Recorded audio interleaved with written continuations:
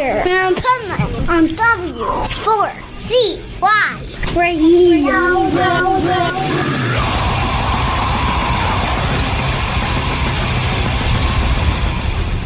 Wake up, America! It's time for the Adventures of Pipeman on W4CY.com, West Palm Beach's #1 internet radio station. Here's your host, the Pipeman.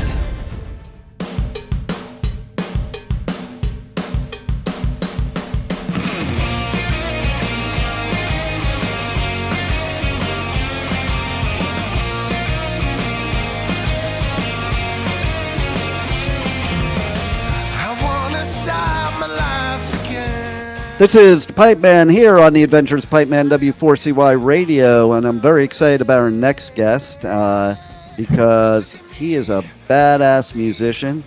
And I do have to say also right off the bat that when I went to his website, the first thing that happened to me, just looking like real quick, I got a flash of Chris Cornell. And I don't know if he's ever heard that, but it was pretty wild. So I'm like, well, there's a good step right there in the right direction, because I think he is on a parallel level there. So let's welcome to the show, Mark Daly. How are you? Very good. Thank you for having me on. And Chris Cornell's my favorite singer ever, so I'll take that one. Well, look at that. Yeah, the picture you have on the website, it's like, wow. I was like, at first glance, it's like, holy crap. And so, yeah. And I'll take that. That's a good boost today now. Exactly.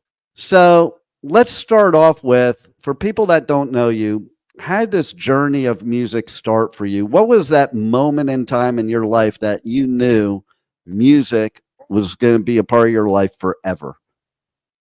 I always loved music, and as a kid, played in different instruments, and I was always into music. But I think when I got into the band scene, and the first time I got on stage with a full band, and the amps, just the drum kit, and just feeling that feeling, I have to say, the first time I got on stage with a band, I was like, okay, I don't want to do anything else. That's it. And that was it. And I want to bring that up too, because I also, as somebody being in radio and being a speaker, I know that feeling when you get up on stage. But then some people wonder, it's like, well, why do music artists think they're introverts? They get up on stage and they sing or perform or play guitar or what have you to these masses of people. How could an introvert do that? And maybe you could explain to the listeners what happens when you get up on that stage. It's like you could be off the stage and either you're extrovert or introvert, doesn't matter. Once you get up on that stage, there's this zone that you get into, and I call it a switch in my brain that just automatically switches. It's so true. It's so true. That's exactly what it is, because when I'm quite shy and quiet in general, but when I get up on stage, friends that have come see us play for the first time are like, was that actually you? You're a completely different person. And because we're very energetic on stage as a band, and I like to rock out. I like to really get into it. I love talking to the audience. I love that connection, the magic, that feeling. And then, yeah, it's like an alter ego. It's just completely different to who I am off stage. But I think that's part of the magic with music. Yeah, it totally is. And, on the other side of it, I think it's good for fans to know this type of stuff, that don't always expect the artist to be exactly like that when you meet them in real life off the stage, because it's just like with me. I get all the time, I have my Pipeman moniker as my radio moniker, but Pipeman and Dean are two different people, but still the same people, but extreme. The moniker is the extreme part that you kind of keep filtered on the real part. Totally understand that. Totally understand that. Yeah. It's an amazing kind of thing. And I think a lot of people don't understand. That's why I'm bringing it up. So absolutely. Tell us a little bit about your upcoming album, Devil's Arms, which is right behind me there. And you like that, right? Yeah. And you have your newest song out, which is really, really cool. Tell us a little bit about that and how, because I know a little bit, but tell the listeners how this song and this album is kind of like, it's different because you've really reached out of your comfort zone with it. Absolutely. Yeah. This record is kind of the first one with all the band involved. So it was kind of a really special thing where, beforehand I had written the songs kind of on my own or, worked with a producer or something like that. But this record, we went to El Paso, Texas, into Sonic Ranch Studios. Incredible place, first of all. And working with Brian Virtue on this album was just amazing as well. And this is kind of just a different sound, a different style for us. And like, I think the songs that came out of us at those sessions was unbelievable. Like, it was just next level. I think we really found it was great because we played live together for a couple of years. So we had that, we know each other inside out thing. Yeah. And we went in and it was like, I was so curious I was like, what's it going to sound like with all the boys involved? And they just nailed it. I basically went in with like acoustic demos and just built from there. And even some of them weren't finished. I wanted to leave them like wide open so that the lads could put in their style, their sound. And it worked really, really well. So we did a bunch of tracks. The first one came out on Friday, I Want to Be More. And we wanted to go with like a fun, upbeat rock song that's just fun to play live. It's fun to listen to. It's kind of got a mainstream kind of rock sound to it. But then the record is a bit of a roller coaster. There's some deep, dark stuff. There's some heavy stuff. It's got a really nice blend without sounding like different records. And that's where Brian came into the mix. Brian Virtue, he just got it perfect where the songs blend, but they're different as well. And it's a nice roller coaster. And I love hearing all that for multiple reasons. One is, I think it's so important, the teamwork and camaraderie that happens in music. And you really have to be all connected and everybody puts something else into the funnel. And I think that's when you come out with the best music. It's just like, I would rather have other people and their perception of what I do opposed to just my own, because you're getting that different viewpoint that maybe you never even thought of. And that brings you to a whole different level for sure. It does. Even the intros, like, I Want to Be More starts with a bit of cowbell and a bit of drums and then brings in the song, like things like that I wouldn't have done on my own. Right. So it's like those ideas that we just collectively came and worked on. We had like 2 days of pre-production just to kind of go through everything, and which was a short amount of time, but it was perfect because we had a bit of pressure, but we also had complete creativity. And that really shows on the record that, we were all just in the zone with these ones. Yeah, and I love that you said rock, because nowadays there are 10 million subgenres or whatever of rock. And really, it is all just rock music. And I love that artists like you are bringing back that term, because it's almost like bands nowadays, God forbid we should call it rock. Let's call it this other fancy name. Yeah, because people come up with the merch and they're like, "Oh, how would you describe your music?" And I say, "It's just rock." It's like, that's what we're doing. We're rocking out and we're playing the songs that we wrote, and it's like, it's just rock. There's no subcategory. There's nothing like that. We're just rocking out. And you know what else I love about that is that as an artist, of course, you never want to be like put in this box, because the whole idea of an artist is to explore and experiment and all of that. And so if you're put in this little box of your blah, blah, blah, blah, blah, then that's the only music people want to hear from you. It's the only music the record label wants to hear. And then you get bored yourself, with it. And then you start sounding like everybody else because you're just putting in this formula. So I love the idea of just calling it rock, because then you could be whatever type of artist you are. Agreed. And it's not like we were trying to reinvent the wheel when we were recording. Like we just did what was felt genuine, what felt honest, like lyrically honest, musically honest, just went with what we felt, as opposed to like, we should probably do that because that'll make it sound like this. We just let it flow. And there's a couple of tracks on it, like Brighter Days and You Lie. Those are deep, those are dark, those are, different tempo. And I think it's really cool that we were allowed to do that and had that creativity just to be ourselves. I love it. I love it. And I also really liked how you said roller coaster because to me, I want to listen to an album that doesn't have the same song over and over again, and Yes.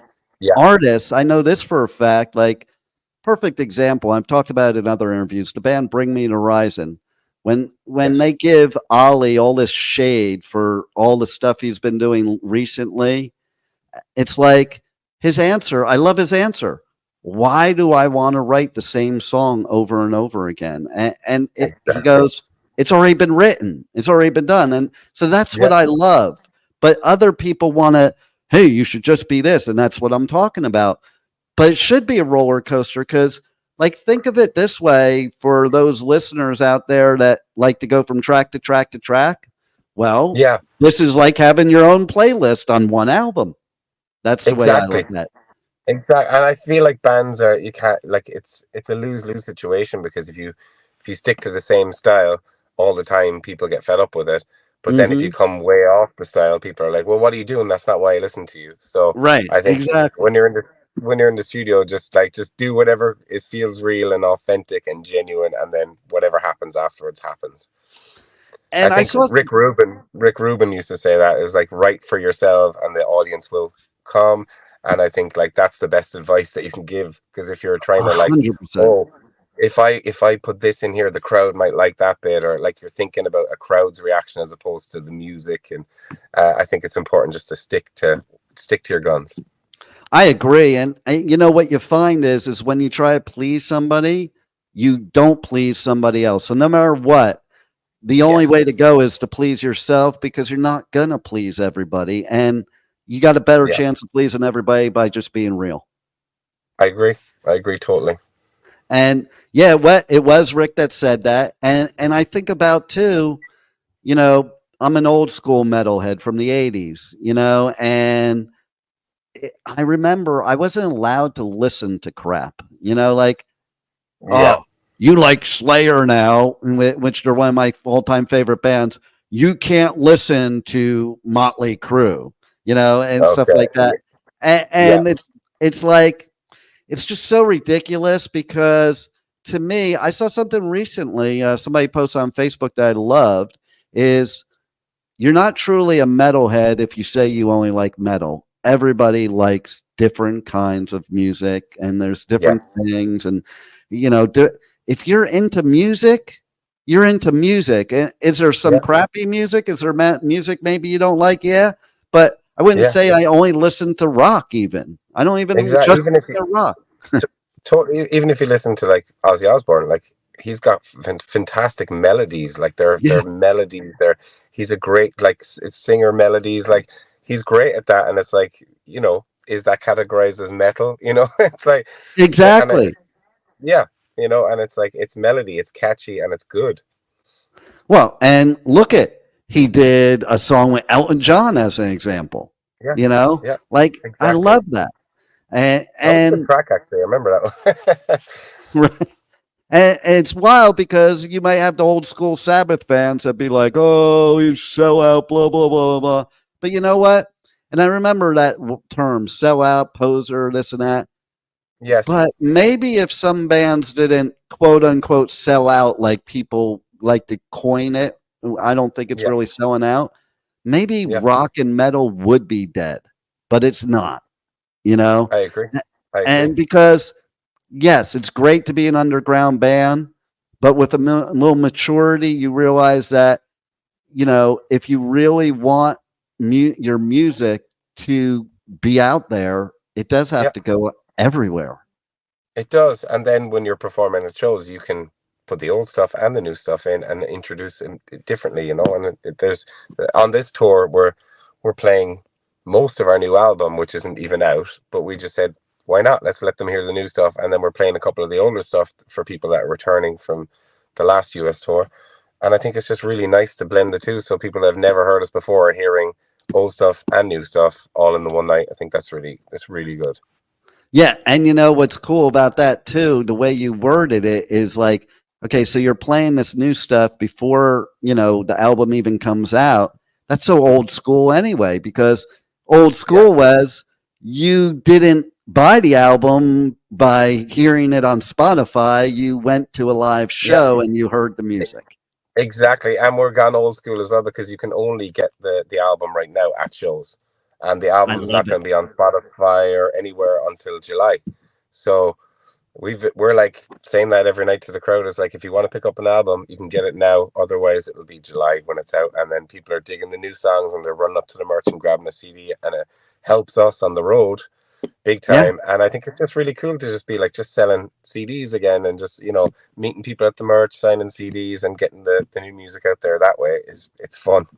I love it. I love it. So speaking of which, how can people go to your website, your socials, connect with you, you know, check out where your shows are, and most importantly, buy your merch, because you do have some cool merch on your website, and that's the only way bands survive today. It isn't by getting 1 million hits on Spotify, because then you get like $15.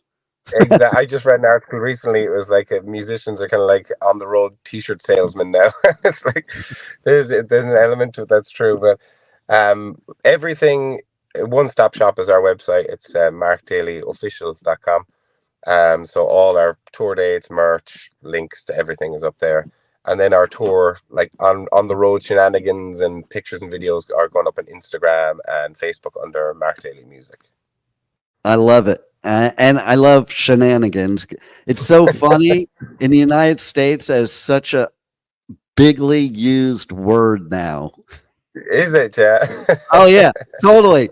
If somebody's going out partying, they're like shenanigans. If they're going on adventures, what shenanigans are like? They use that word for everything. I love it. You have any other final words you want to leave the listeners with that we haven't covered already that they need to know about you? Well, I'm just super happy to be on, firstly, so thank you for that, Dean. And my pleasure. Yeah, just I'd like for everyone to check out the new music. The first single, I Want to Be More, is out now. There's a music video on the way. We just shot it. There's a bunch of music videos on the way. Actually, we just did 3 in the last week. Nice. So yeah, that's all coming out. So every 4 weeks, 4 to 6 weeks, we're gonna have a new single from the album. Drip feed it, slow release, and then the whole thing will drop in the summer. Love it. And love the music. Everybody's got to check it out for sure. And thanks for being on the Adventures of Pipeman. Thank you very much for having me. Appreciate it. Thank you for listening to the Adventures of Pipeman on W4CY Radio.